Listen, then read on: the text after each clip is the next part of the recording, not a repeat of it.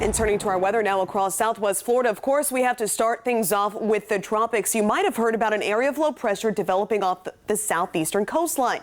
Now, for us, it's actually going to be driving in some drier air, but from South Carolina to New Jersey, it's going to be creating some rougher weather heading into this weekend. So here's the breakdown. It's called potential tropical cyclone number 16. That's because it hasn't fully developed. Right now, it's just a cluster of disorganized thunderstorms, but producing tropical storm force winds out 240 miles. So this strong area of low pressure centered here just off the southeastern coastline.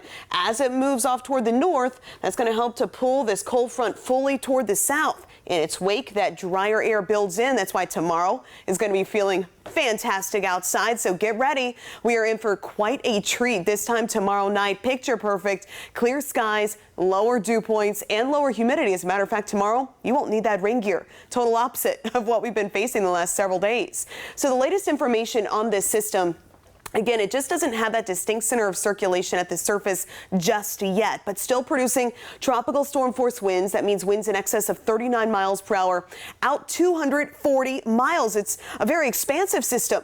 We're even expecting tropical storm conditions to reach North Carolina tomorrow, even though that landfall isn't projected until 24 hours later on Saturday morning. So just goes to show how huge that system is. And once again, you don't necessarily want to focus on that cone. That's simply where the center of circulation will be tracking. So from South Carolina's coast to North Carolina through eastern Virginia, the Delmarva Peninsula, even up toward New Jersey, we are facing the potential for gusty, damaging wind, of course, dangerous rip currents, dangerous beach conditions, but also heavy rainfall, potentially up to 7 inches with this particular system moving up through the mid-Atlantic. So from Edisto Beach, if you're familiar with that area just to the south of Charleston, heading up toward Wilmington, Morehead City, the Outer Banks, up through eastern Virginia, in toward Maryland, as well as the Delmarva Peninsula, we are monitoring those warnings that are currently in effect. So we have that system. We have another one just to the west of the Cabo Verde Islands, likely to become a depression next week. Plenty of time to monitor. And then we have Nigel. Thankfully, its remnants will be a storm for the fish. Live look outside right now. It is picture perfect at this point. Drier air will slowly but surely start to work its way in, and we will certainly be feeling those effects. This coming off of another wet and stormy afternoon and evening, but notice there we can even see Jupiter on the top side of your screen.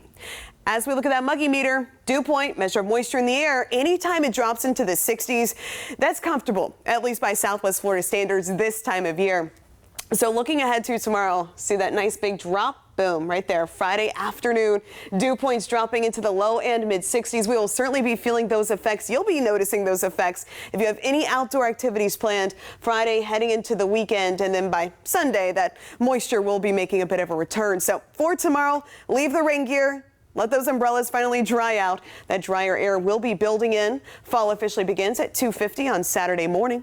Could see an isolated rain shower for Collier County late in the day on Saturday, but otherwise things will stay pretty quiet. And then looking ahead to Sunday, that's when that tropical moisture will start to return. But for tomorrow, looking fantastic for any outdoor plans for the afternoon and evening. Right here at 8 o'clock, expecting nice quiet conditions. At the bus stop, 73, mostly clear for the afternoon, climbing into the upper 80s. We'll continue to see those highs in the upper 80s through the weekend.